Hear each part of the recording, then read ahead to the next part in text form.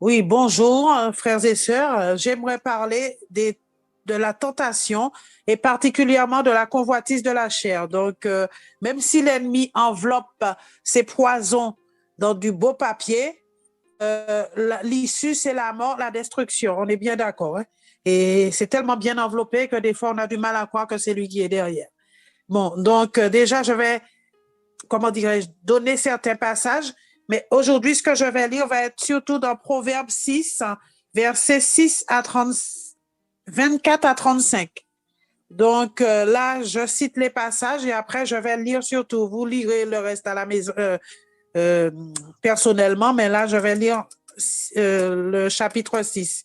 Alors, Proverbe 2, 16 à 19, Proverbe 5, 2 à 13, Proverbe 7, 4 à 14. Alors là, je lis Proverbe 6, 24 à 35. Les avertissements et les reproches sont les chemins de la vie. Ils te préservent de la femme immorale. Ils mettront en garde et te mettront en garde contre les paroles enjôleuses d'une inconnue. Ne la convoite pas dans ton cœur à cause de sa beauté. Ne te laisse pas séduire par ses œillades, car à cause d'une femme débauchée, on peut être réduit à un morceau de pain. Et la femme adultère met en péril une vie précieuse. Peut-on mettre le feu dans sa poche sans que les vêtements s'enflamment? Peut-on marcher sur les braises sans se brûler les pieds? De même, celui qui court après la femme de son prochain ou l'homme de son prochain ne demeurera pas indemne. S'il la touche, il ne saurait rester impuni. On ne méprise pas celui qui a volé pour assouvir sa faim parce qu'il n'avait rien à manger. Mais s'il est découvert, il devra restituer 7 fois plus. Et il donnera tout ce qu'il a dans sa maison. Mais celui qui commet un adultère est dépourvu de sens. Agir ainsi, c'est se détruire soi-même. Celui qui fait cela ne récoltera que souffrance et déshonneur. Sa honte ne s'effacera jamais, car la jalousie met le mari en fureur.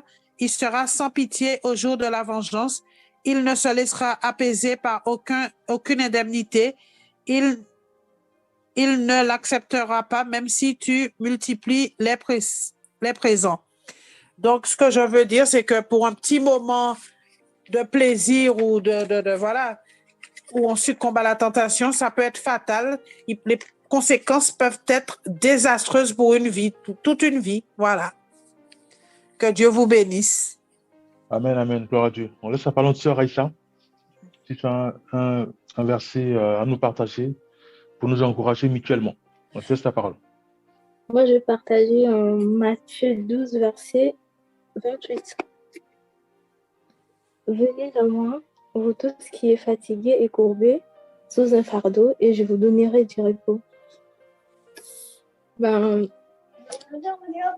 Qu'est-ce qui sont fatigués, on a des problèmes qui nous surpassent. Dans le moment des difficultés, on n'a pas besoin de s'inquiéter. On doit juste déposer à Dieu tous nos problèmes. Enfin, il va nous donner du repos. C'est tout. Amen, amen, gloire à Dieu. Sois bénie, ma soeur, pour ce partage. On laisse la parole à notre bien-aimé Jacques, si tu as un verset biblique à lire et à nous encourager sur un verset. Shalom, mon bien-aimé.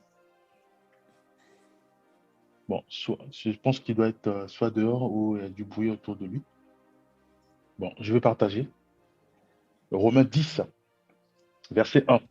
Donc, je vais dire, frère, le vœu de mon cœur et ma prière à Dieu pour eux, c'est qu'ils soient sauvés.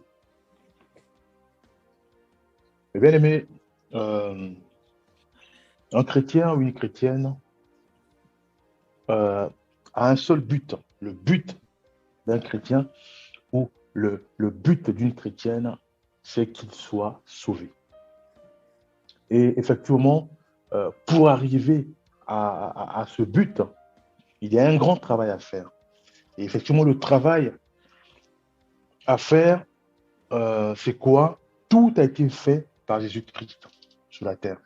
Jésus-Christ nous a montré un chemin, il a ratissé, un peu comme on est dans une forêt, Donc, devant nous, à Jésus-Christ, avec la houe, hein, pour ceux qui me appellent la houe, ou l'âche, les outils, on va dire. Donc, il fait un peu de créer un chemin, de frayer un chemin, il fraye un chemin où, voilà, où il prend des bulldozers. Donc, il est en train de ratisser carrément. Et voilà, par un point A jusqu'au point B.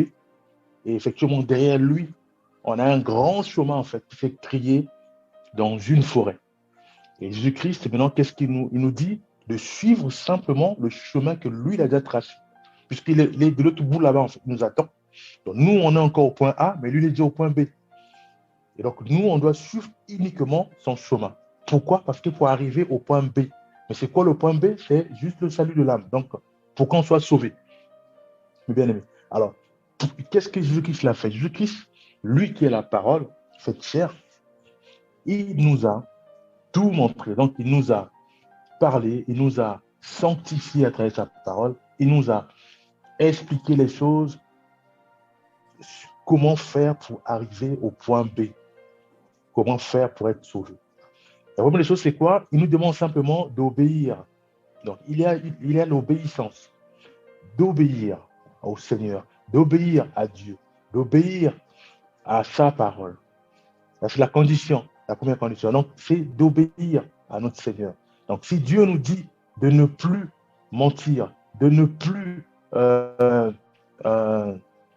tomber dans le péché ou, voilà, comme a dit notre sœur, hein, donc tomber dans l'adultère, dans l'impudicité, alors nous ne devons pas aussi le faire. Donc, Dieu nous demande de ne pas le faire, nous on ne le fait pas. Mais comment Dieu fait pour nous interdire, par exemple, des choses? Par quel moyen, en fait? C'est à travers sa parole. C'est qui sa parole? C'est Jésus-Christ.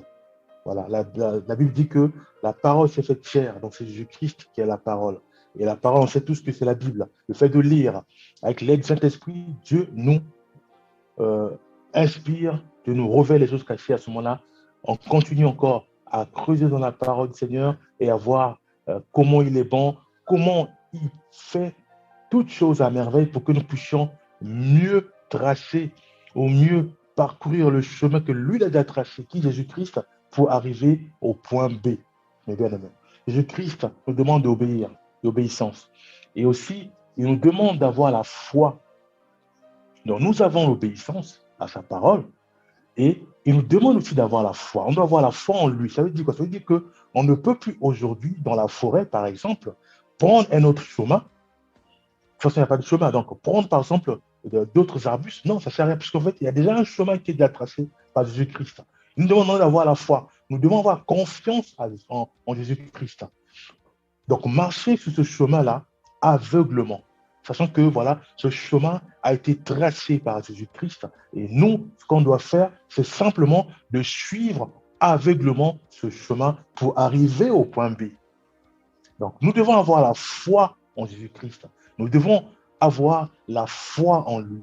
C'est-à-dire que tout ce qu'il fait, tout ce qu'il dit, tout ce qu'il nous conseille, nous ne devons pas poser toutes sortes de questions, nous devons simplement suivre, appliquer ou réaliser. Et à ce moment-là, l'Esprit Saint de Dieu va commencer maintenant à nous révéler, à nous expliquer, à nous parler. Donc, le but, c'est quoi? C'est d'avoir d'abord la foi. Jésus-Christ me dit, aime ton prochain comme toi-même. Voilà. Je ne dois plus poser des ordres de questions en disant, voilà, mais mon prochain, il me déteste. Mon prochain, il est méchant. Non. Jésus-Christ me dit, aime ton prochain comme toi-même. Donc, je ne peux que aimer mon prochain comme moi-même. Donc, aveuglement, je l'aime. Aveuglement, je me laisse entraîner par le Saint-Esprit pour que je puisse aimer comme moi-même mon prochain, comme moi-même mon ennemi, comme moi-même mon père. Donc, je dois aimer ma mère comme moi-même. Je dois aimer mon oncle comme moi-même. Mes bien-aimés, Jésus-Christ, c'est le modèle à suivre absolument. Jésus-Christ, mes bien-aimés, est notre garant. C'est lui qui garantit puissamment notre salut, mes bien-aimés. Pourquoi? Parce que le point B pour nous, c'est le salut. Donc nous devons simplement marcher. Effectivement, en marchant sur la voie que Jésus-Christ a tracée dans cette forêt, mes bien-aimés, effectivement, on peut avoir pas mal de herbes, ça peut être des fourgères qui ont peut-être soit nous met des crochets au niveau des pieds pour qu'on puisse tomber, mais nous ne devons pas nous laisser abattre, soit par les petites blessures, soit parce que nous avons chuté. Non, nous devons nous relever, considérer les fourgères, voir que non, ce sont juste des attaques mineures, mais secouons nos pieds pour enlever ces fourgères, pour enlever ces herbes et continuons simplement le chemin. Donc, sur la voie que Jésus-Christ a tracée, mes bien-aimés. Jésus-Christ nous a tout légué, nous montre même quelles sont les stratégies pour sortir, pour sortir quand nous sommes attaqués ou assaillis par tous les moyens. Ça peut être les dépressions. On est dépressif, mes bien-aimés. On n'arrive plus à réfléchir tellement qu'on a beaucoup de situations qui nous assaillent, mes bien-aimés. Par là, on est licencié. On arrive à la maison, il y a des factures à payer, il y a l'électricité à payer, il y a la maison aussi à payer. Donc, il y a tous ces problèmes qui vraiment qui ne cessent de nous faire du mal. À ce moment-là, on va dormir, on n'a pas de sommeil. Eh bien, il y a tous ces problèmes. Mais Jésus-Christ nous donne la stratégie. C'est quoi la stratégie? Dieu nous demande simplement d'obéir à sa parole et d'avoir la foi en lui. Et c'est vrai que la foi en Jésus-Christ, c'est comme un pilier. Dans ce pilier, tu as beaucoup de sous-piliers. La foi en Jésus-Christ, pareil, on doit obéir, l'obéissance à sa parole. Là aussi, pareil, c'est un grand pilier qui enferme plusieurs piliers. Mais la foi, l'obéissance à quoi? À sa parole. Mais ce que dit sa parole? Sa parole dit décharge tout au fardeau au pied de la croix. Donc, mes soucis, mes problèmes d'argent, mes problèmes de travail, parce que j'arrive plus à payer des problèmes de facture, j'arrive pas à régler tout ça, je dois simplement dire, Seigneur, je suis fatigué, je laisse tout à tes pieds. Maintenant, je ne pense plus à ça. Ce que je dois faire, comme dira Jérémie, je dois simplement dire que les bontés du Seigneur, je dois simplement repasser dans mon cœur les bontés du Seigneur. Je dois repasser dans mon cœur les bontés du Seigneur. Je dois prier, rendre grâce au Seigneur. Je te loue comme faisait Paul et Silas dans la prison, dans les difficultés, dans ces tensions effectivement qui sont passagères. Hein. Ils louaient le Seigneur dans les prix. Ils louaient le Seigneur. Ils glorifiaient le Seigneur pour leur état. Ils glorifiaient le Seigneur. Je te loue parce que je suis licencié à tort. Je te loue parce que je n'arrive plus à payer mes factures. Je te loue, Père, parce que j'ai eu des mauvais des rapports où, voilà, on doit que louer le Seigneur. Dieu qui est bon, Dieu qui est juste, Dieu qui est parmi nous, qui est avec nous, qui marche avec nous. Il entend nos prières, bien-aimés. C'est ça, obéir simplement à sa parole. Nous devons simplement obéir à sa parole. Nous devons aussi, effectivement, avoir la foi en Jésus-Christ. Comment? On se dit, voilà, je marche, je sais absolument que Jésus-Christ est avec moi. Je sais absolument qu'il est dans mon cœur. Je sais absolument qu'il vit en moi. Je sais absolument qu'il voit mes détresses. Je sais absolument que Jésus-Christ entend mes soupirs, entend mes cris. Je sais absolument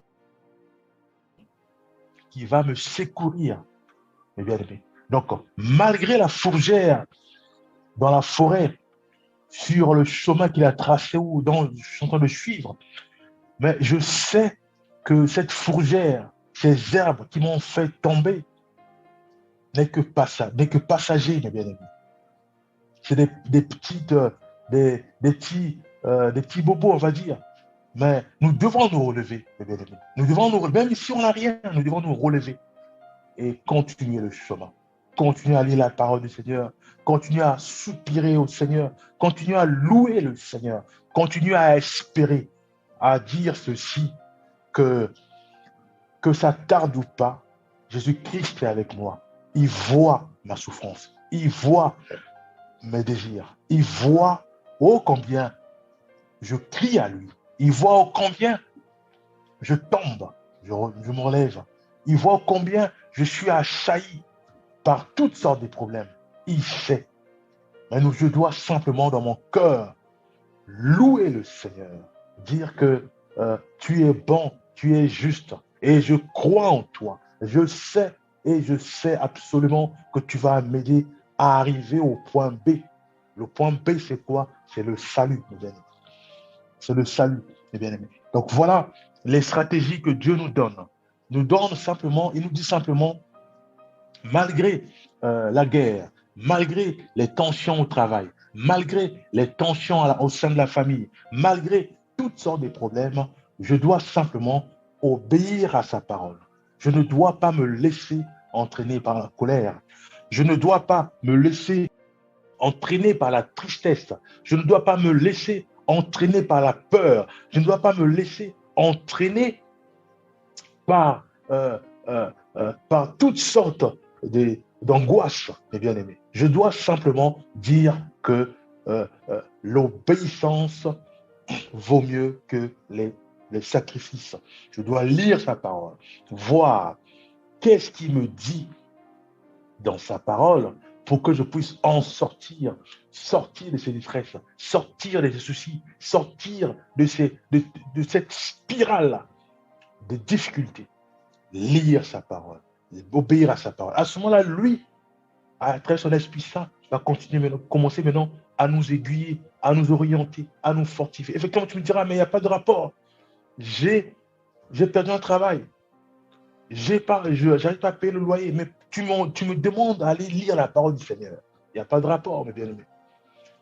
C'est ça, obéir.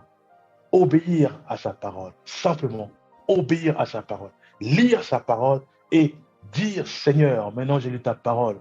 Maintenant, éclaire-moi, oriente-moi. Voilà ma situation. Éclaire-moi. À ce moment-là, mes bien-aimés, on touche encore, on s'approprie encore de l'autre levier de la foi en Christ. Je dis, Seigneur, regarde, je suis dans une maison que je n'arrive pas à payer. Mais je viens de lire la Bible parce que tu me demandes simplement d'obéir à ta parole. Je lis ta parole pour mieux comprendre tes tests, pour mieux comprendre comment tu me parles, pour mieux comprendre ta parole. Aussi, j'associe à ta parole la foi. Maintenant, j'ai foi. Je sais que tu es en face de moi et tu me regardes. J'ai foi en toi. Je sais que tu vas maintenant me faire sortir de cette situation. Je sais que tu vas m'aider. Je sais que tu vas crier de façon miraculeuse. Tu vas m'aider à payer le loyer. Tu vas m'aider à retrouver un travail. Tu vas m'aider à permettre à ce que la joie continue à jaillir en moi, que la tristesse disparaisse, que l'amertume disparaisse et que la joie de Christ, cette joie qui vit en Christ, continue à rentrer dans mon corps, dans mon âme et dans mon esprit, de manière à jaillir puissamment et que cette joie de Christ interagit puissamment à mes mains, à mes pieds, à ma bouche, à mes yeux, de manière à véhiculer cette joie autour de moi et que la puissance de la lumière de Christ inonde puissamment ma maison. Mes bien-aimés, nous devons réaliser cela, réaliser que le chemin est déjà tracé. Jésus-Christ nous demande simplement de suivre son chemin qui est déjà tracé. Il nous dira que je suis venu enseigner la vérité. Mais on sait tous que la vérité, c'est la parole. Jésus-Christ est la parole. Jésus-Christ est la vérité, mes bien-aimés. Jésus-Christ, mes bien-aimés, nous dira il dira à la croix que tout est accompli. Mais qu'est-ce qui a été accompli, mes bien-aimés? Mais le chemin est tracé. Aujourd'hui, mes bien-aimés, tous ceux et celles qui sont dans la forêt, tous ceux et celles qui sont dans la forêt disparus, tous vont venir, vont converger directement vers cette voie qui a été tracée, qui est Jésus-Christ, la vie de Jésus-Christ. Qu'est-ce que Jésus-Christ me dit par rapport à ma situation? Pourquoi? Parce que je suis malade. Qu'est-ce qu'il me dit par rapport à ma situation? Je sais que je suis malade, mais il n'y a pas de rapport, parce que quand je suis malade, normalement, je dois aller à l'hôpital. Mais je dois, moi chrétienne, m'imbiber de sa parole. Comment lui faisait quand en face de lui, ceux et ceux qui étaient malades?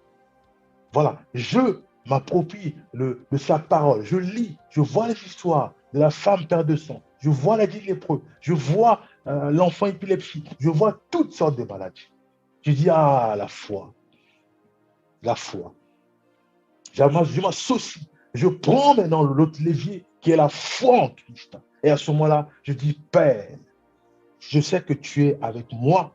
Je sais que tu es là. Car ton Esprit Saint m'a aidé à prendre ta parole qui est la Bible, à lire et à creuser pour voir par où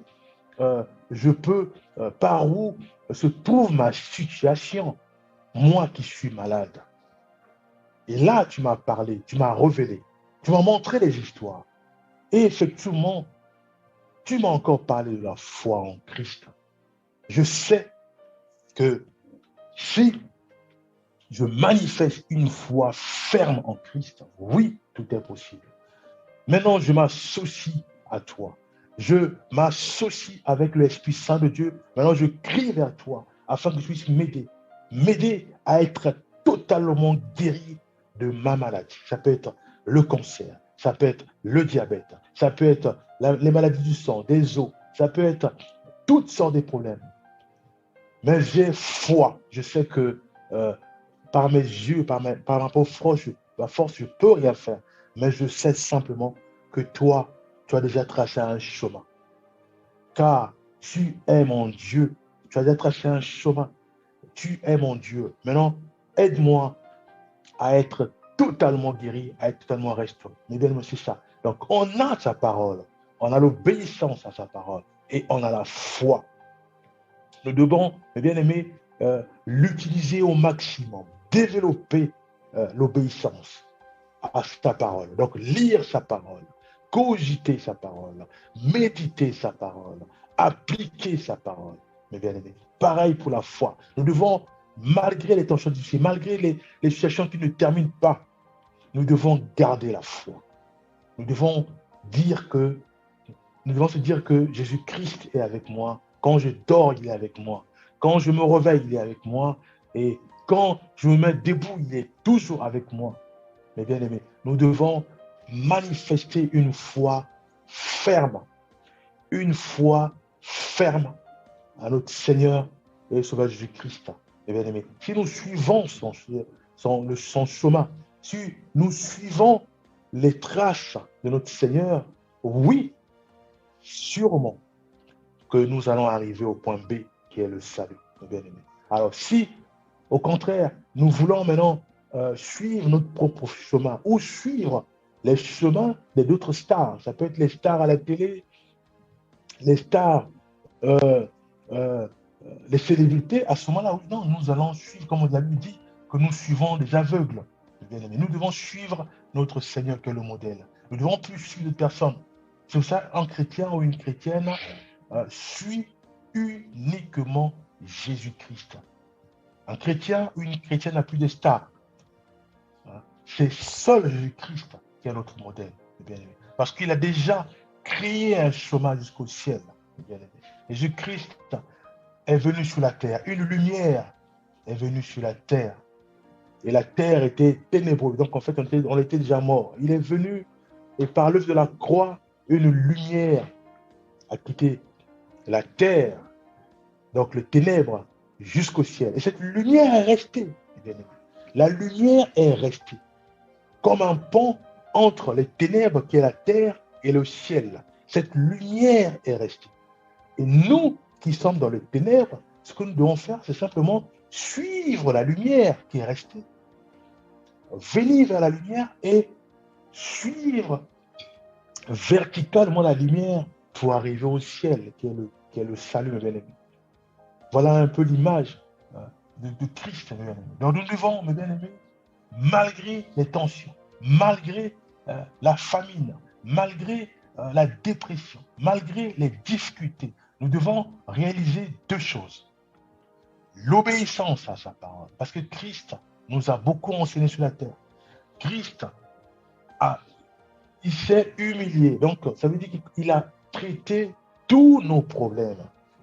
Et il a mis ça dans sa parole. Tous nos problèmes ont été traités par Jésus-Christ.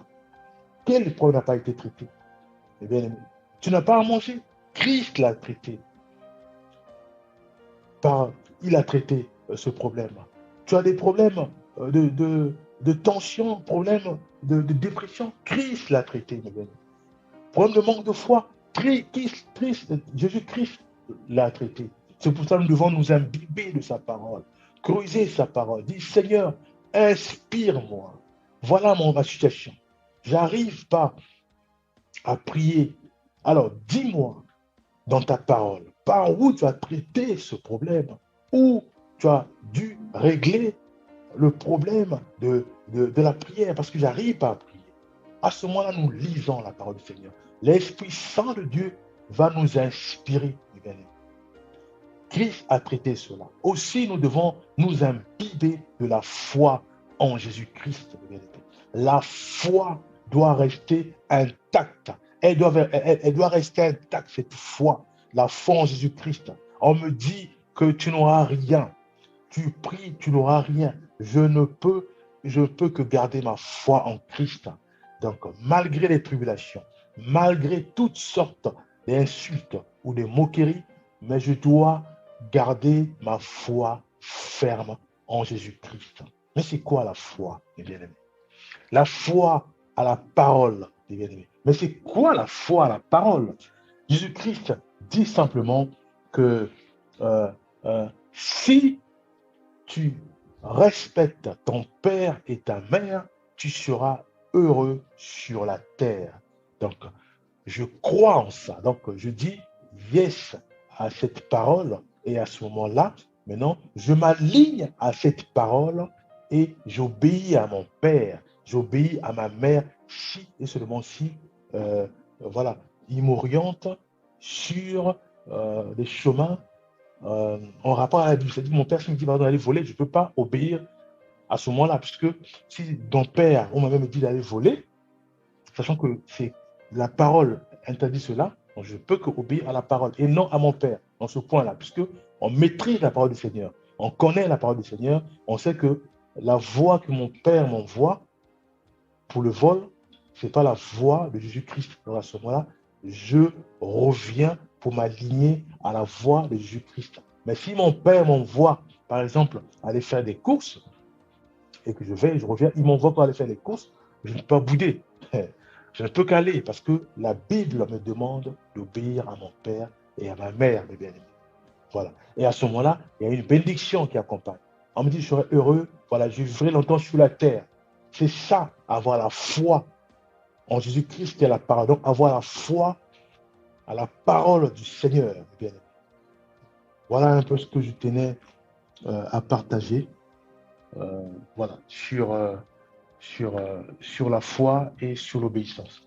Je laisse la parole, bien-aimé Jacques, si tu as aussi un verset à nous partager. Shalom. Amen. Ce que je vais dire est que nous devons avoir de la persévérance dans tout ce que nous sommes en train de faire dans la parole de Dieu, parce que c'est dans la persévérance que nous allons parvenir à tout ça. Il y a quelque part que ceux qui persévèrent, par la persévérance, notre âme serait sauvée. Donc, nous avons vu Daniel, dans le livre de Daniel chapitre 6, comment Daniel, avec la persévérance, malgré le complot qui a été fait contre lui, il n'a pas à avoir la peur de ce que les lions ont terminé sa vie, mais à son Dieu jusqu'à la fin. Et la fin est que Dieu l'a sauvé. Ce Dieu l'a sauvé de la guerre. Vous voyez. Donc, qu'en soit selon ce que nous venons d'attendre, ce que notre frère Alci vient de dire, quels qu'en soient les problèmes, les difficultés, quelle qu'en soit la maladie, quelles qu'en soient les choses qui nous rongent, nous devons continuer, prier et avoir la persévérance jusqu'à la fin. Il faut persévérer. Il ne faut Amen. pas dire Amen. Il ne faut pas dire que cette situation, vraiment, je suis mort ou vraiment ça va me terminer. Ou... Non, ça ne peut pas te terminer. Ça ne peut pas te terminer. Parce que la Bible nous dit dans 1 Jean chapitre 4, verset 4, que celui qui est en nous est plus fort que celui qui est dans le monde. Celui qui est en toi est plus fort que le problème qui est arrivé. Donc, Jésus en toi va enterrer, va détruire le problème de cancer, le problème de troubles mentaux, le problème de, je ne sais pas, maladie du sang, etc. Il faut seulement croire. Fermement. Rester sur la parole de Dieu. Confesser la parole de Dieu. Voyez, la confession de la parole de Dieu. Il faut être harmonie avec ce que Dieu a dit. Qu'est-ce que Dieu dit sur ma vie? Qui suis-je? Je suis un enfant de Dieu. Donc, un enfant de Dieu doit vivre la parole de Dieu. Voyez? Donc, c'est très important pour nous. Ce que le frère vient de nous enseigner est très important. C'est très important. Donc, nous devions s'adapter à la parole et rester dans la parole. Alors, notre vie, nous aurons une heureuse vie.